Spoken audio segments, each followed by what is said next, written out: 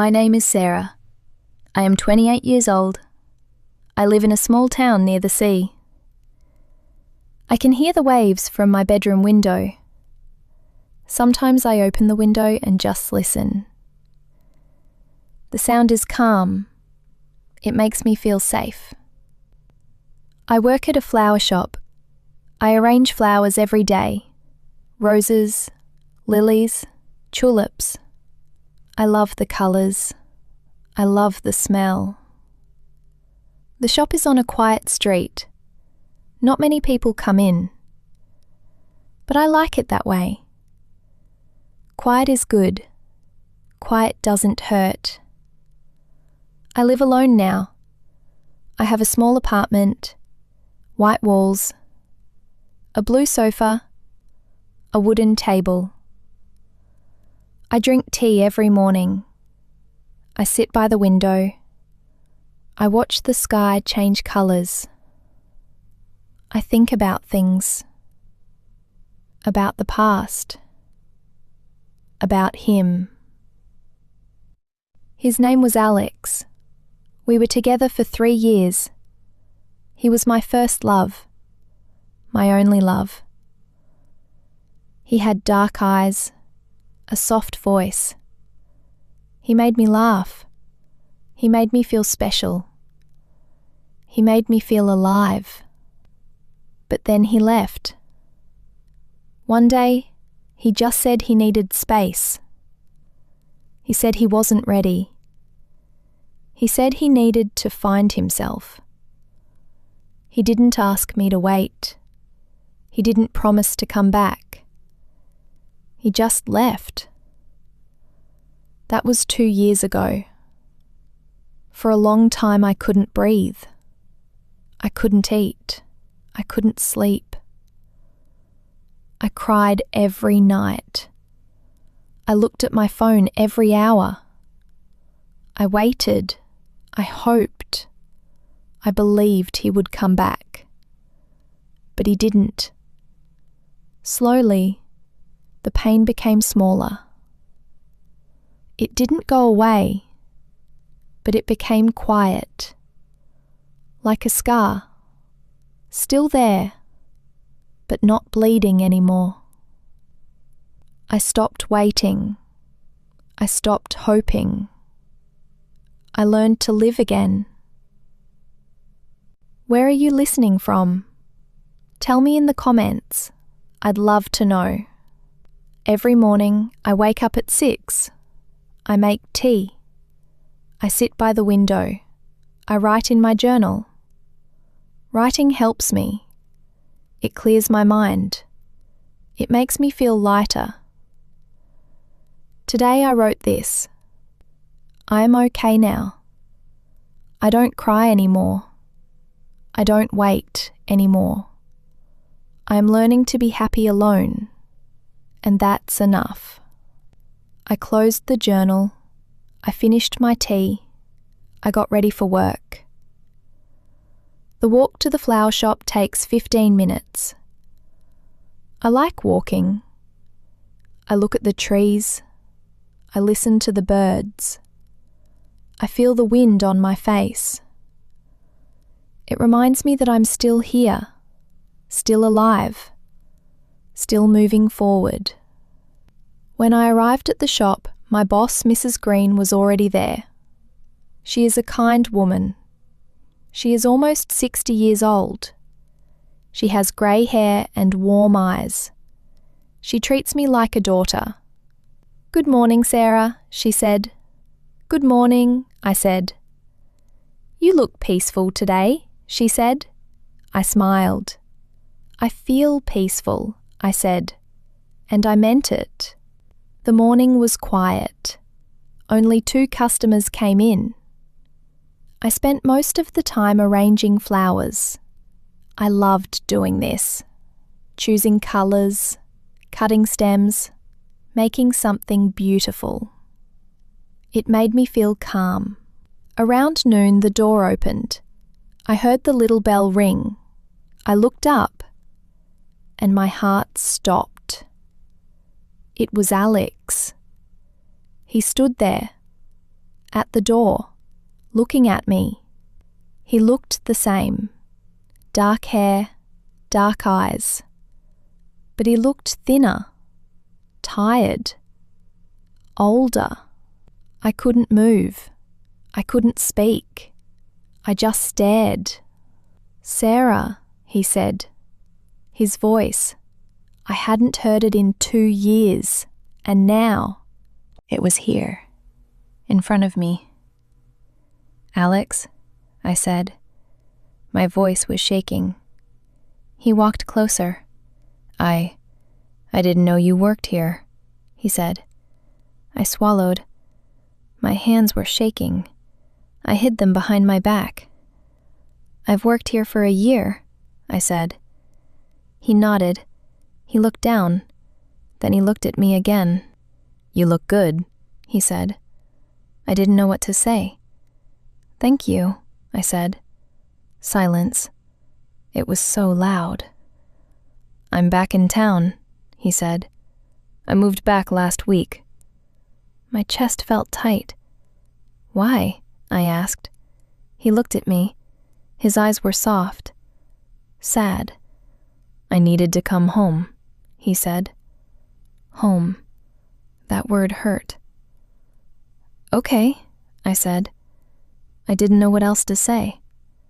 He looked around the shop, at the flowers, at the walls, anywhere but at me. "I should go," he said. "Okay," I said again. He turned to leave, but then he stopped. He looked back at me. "It's good to see you, Sarah," he said. I nodded. Then he walked out. The bell rang again, and he was gone. I stood there, frozen. My heart was beating so fast. My hands were cold. My eyes burned. Mrs. Green came out from the back room. "Who was that?" she asked. I took a deep breath. "Someone I used to know," I said. She looked at me. She didn't ask more. She just put her hands on my shoulder. "Are you okay?" she asked. I nodded, but I wasn't sure. That night, I couldn't sleep. I lay in bed. I stared at the ceiling. I thought about Alex, about his face, about his voice, about the way he looked at me. Why did he come back? Why now? After 2 years? After I finally learned to be okay. After I finally stopped waiting. Why now? I felt angry. I felt confused. I felt scared. Scared that all the pain would come back. Scared that I would fall again. Scared that I wasn't as strong as I thought. I got up. I made tea. I sat by the window. The moon was bright. The sea was quiet. I opened my journal. I wrote, "He came back, and I don't know what to feel." I thought I was over him, but when I saw him, my heart remembered everything. All the love, all the pain, all the waiting. I don't want to go back. I don't want to hurt again. But I also don't know if I can forget him. I closed the journal. I wiped my eyes. I didn't even realize I was crying. The next day, Alex came back. I was arranging roses when the bell rang. I looked up. It was him again. My stomach dropped. "Hi," he said. "Hi," I said. He walked over to the counter. He looked nervous. "I'd like to buy some flowers," he said. I nodded. I didn't look at him. "What kind?" I asked. "I don't know," he said. "What do you recommend?" I looked at him then. His eyes were searching mine, like he was looking for something. "For who?" I asked. He paused. for someone I hurt," he said quietly. My breath caught. I turned away. I picked up some white lilies. I wrapped them in paper. My hands were shaking, but I tried to stay calm. "These," I said. "Lilies mean forgiveness." He looked at the flowers. Then he looked at me. "Thank you," he said. He paid. He took the flowers. But he didn't leave. "Sarah," he said. I looked up. "Can we talk?" he asked. "Sometime, just for a few minutes." I wanted to say no. I wanted to tell him to leave, to let me be, to stop opening old wounds. But I didn't. "Maybe," I said. He nodded. "I'll wait," he said. Then he left. For the next week, Alex came to the shop every day. He always bought flowers. He never stayed long. He never pushed. He just came. Quietly, gently. And every time, my heart ached a little more. One evening, after the shop closed, I walked to the beach. I needed to think. I needed air. I needed space. I sat on the sand. I watched the waves. The sun was setting.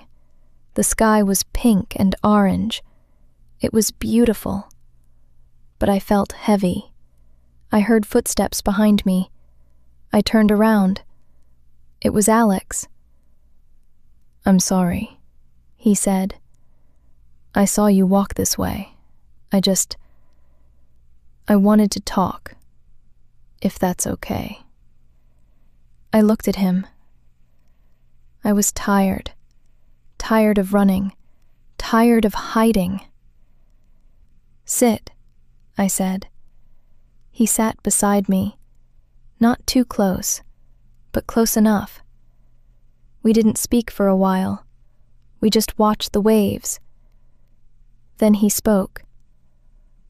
"I'm sorry, Sarah," he said, "for leaving, for hurting you, for everything." I looked down at my hands. "Why did you leave?" I asked. My voice was quiet. He sighed. "I was scared," he said. "I was scared of how much I loved you. I was scared I wasn't good enough. I thought if I left, I could figure myself out. I thought I could become someone better." He paused. "But I was wrong," he said. "I just ran away, and I hurt you, and I hate myself for it." Tears filled my eyes. "You broke me," I said. My voice cracked. "I waited for you. I hoped for you. And you never came back." "I know," he said. His voice was thick. "And I don't expect you to forgive me.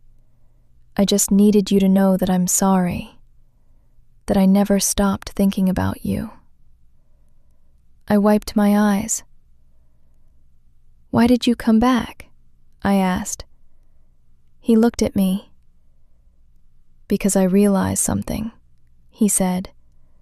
"I realized that running doesn't fix anything. I realized that I lost the only person who ever really loved me. And I don't want to lose you again." My heart hurt so much. "Alex," I said, "you already lost me." He looked down. "I know," he said quietly. Silence. The waves crashed. The wind blew. The sky turned dark. "I spent 2 years healing," I said. 2 years learning to be okay without you. And now you're back. And I don't know what to do with that." He nodded.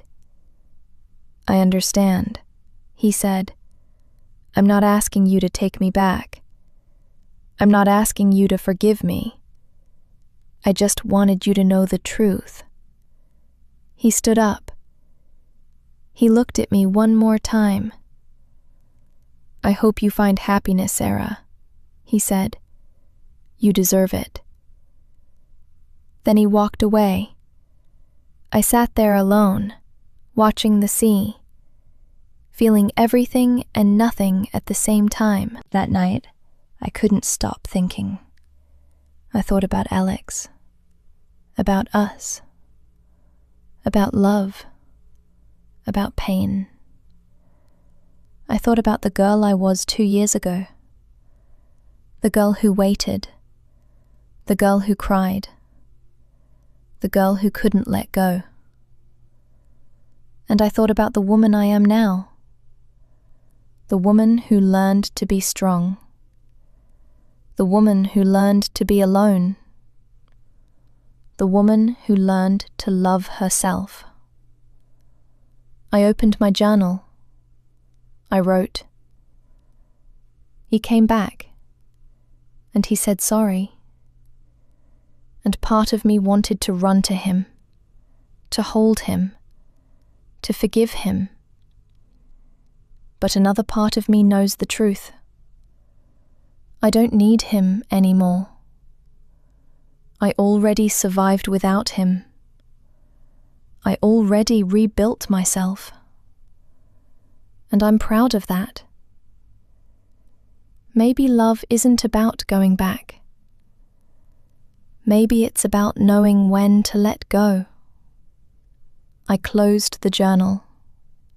I felt something lift off my chest.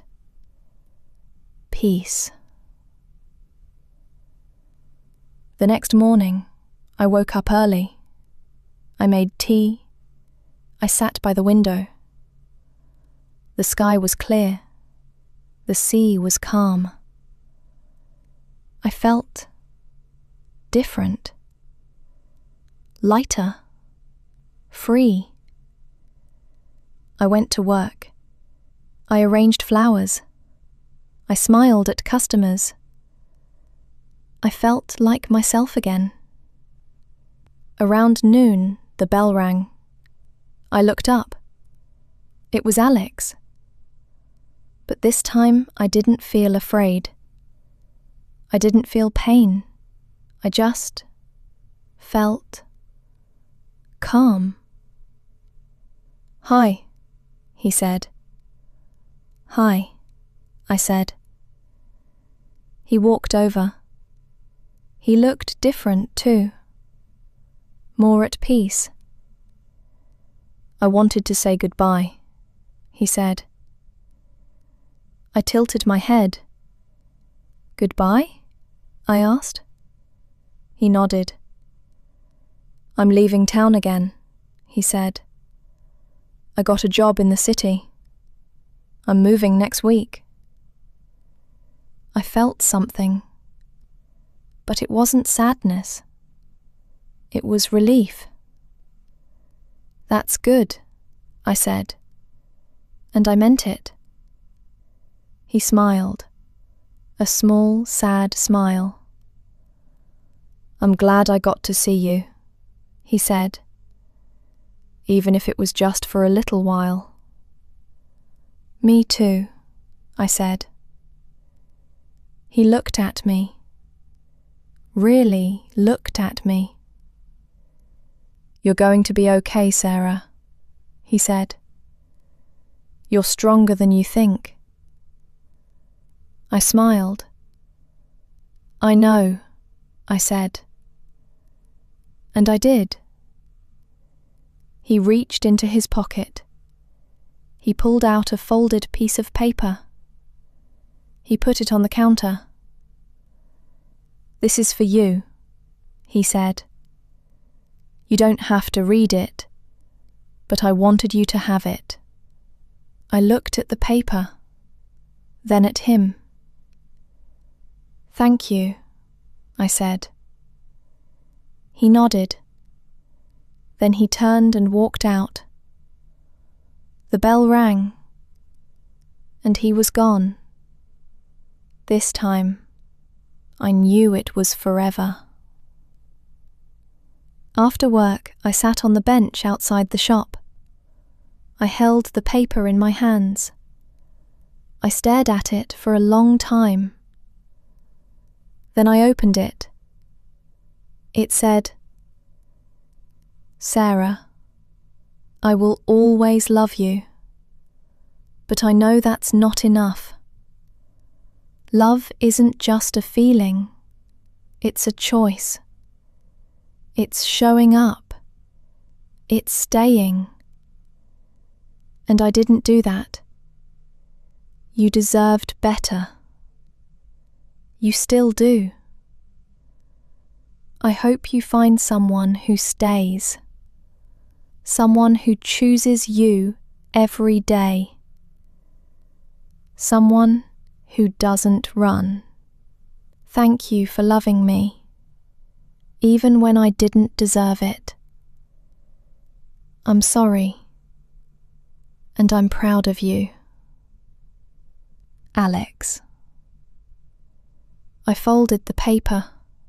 I put it in my pocket. Tears rolled down my cheeks. But they weren't sad tears. They were healing tears. I looked up at the sky. The clouds were moving. The sun was shining through. I took a deep breath, and I let him go. 6 months later. I still work at the flower shop. I still drink tea by the window. I still write in my journal. But now, I feel whole. I don't think about Alex every day anymore.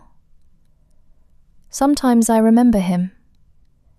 I remember the good. I remember the bad. But it doesn't hurt the way it used to. I learned something important. Moving on doesn't mean forgetting. It doesn't mean the love wasn't real. It just means you choose yourself. You choose your peace. You choose to keep going. And that's okay. One day, a man came into the shop. His name was Ben.